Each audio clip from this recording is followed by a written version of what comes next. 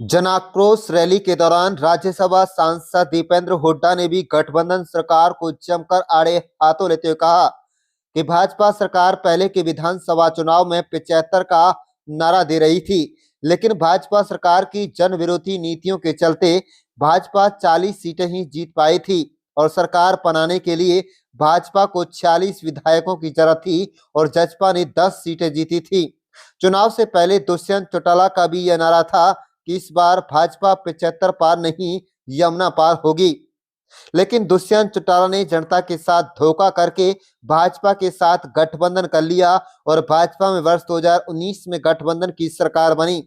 जनता का साथ दुष्यंत ने जो धोखा किया था, उसके लिए वे होडल की ब्रजभूमि धरा से ये ऐलान करते हैं कि इस बार दुष्यंत चौटाला अपनी एक भी सीट पर भी जमानत नहीं बचा पाएंगे और होडल में उमड़ी भीड़ भी आज यह साबित कर रही है कि आने वाले चुनाव में भाजपा ही नहीं बल्कि जसपा पार्टी भी यमुना नहीं गंगा पार जाने की तैयारी कर लें, क्योंकि इस बार हरियाणा की जनता उन्हें गंगा पार भेजने का काम करेगी और हरियाणा में इस बार कांग्रेस की सरकार बनेगी और हरियाणा के मुख्यमंत्री चौधरी भूपेंद्र सिंह हुड्डा बनेंगे, जिसके बाद हरियाणा एक बार फिर से दिन दोगुनी और रात चौगुनी उन्नति करेगा।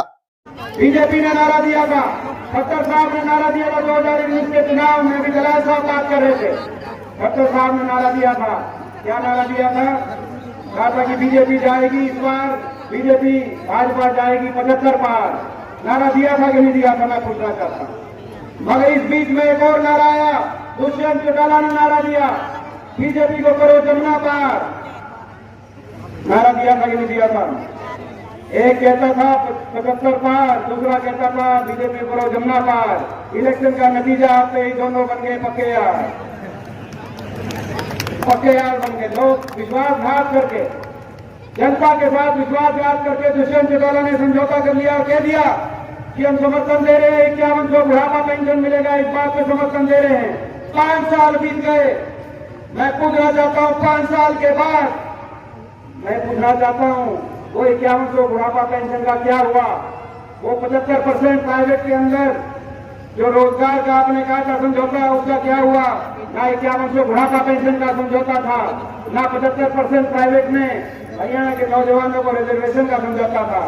केवल भ्रष्टाचार का समझौता था, अपनी भ्रष्टाचार की फाइलों को बंद कराने का समझौता था और महकमे बांटकर आपस में प्रदेश की जनता को लूटने का समझौता था। शराब का महकमा कौन ले गया? कौन शराब घोटालों को अंजाम देने का काम कर रहा है? एक्साइज का महकमा कौन ले गया? कौन माइनिंग के महकमे से, खनन के महकमे से प्रदेश को लूटने का काम कर रहा है? फरीदाबाद में कौन लूट रहा है? पलवल में कौन लूट रहा है? गुड़गांव में कौन लूट रहा है? हर जिले के अंदर लूट की किसकी जिम्मेदारी? इस बात का समझौता था। आज अपने लिए तो समझौता कर लिया, लेकिन हरियाणा प्रदेश को मैं चुनौती देता हूँ, जेजेपी पार्टी को चुनौती देता हूँ, जसपा को 10 की 10 सीट उनकी जहां से हैं उस हर सीट पर मैं होके आया हूँ और आज होडल की इस पावन धरा चुनौती देता हूँ। आ जाना मैदान में, एक सीट से भी जमानत नहीं बचेगी। आपकी एक विश्वासघात का बदला हरियाणा के लोग लेने को तैयार हैं। विश्वासघात का बदला दिया जाएगा और आपने जो जमुना पार का नारा दिया था, इस बार आप मिल जाना खट्टर साहब के साथ, दोनों मैदान में आ जाना। इस बार इस सरकार को, हरियाणा की नकारा सरकार को जमुना पार ही नहीं, इस बार गंगा पार छोड़ के आएंगे। आज हम ये संकल्प लेते हैं।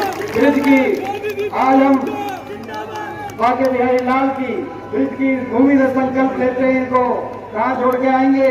गंगा पार छोड़ के आएंगे इनको।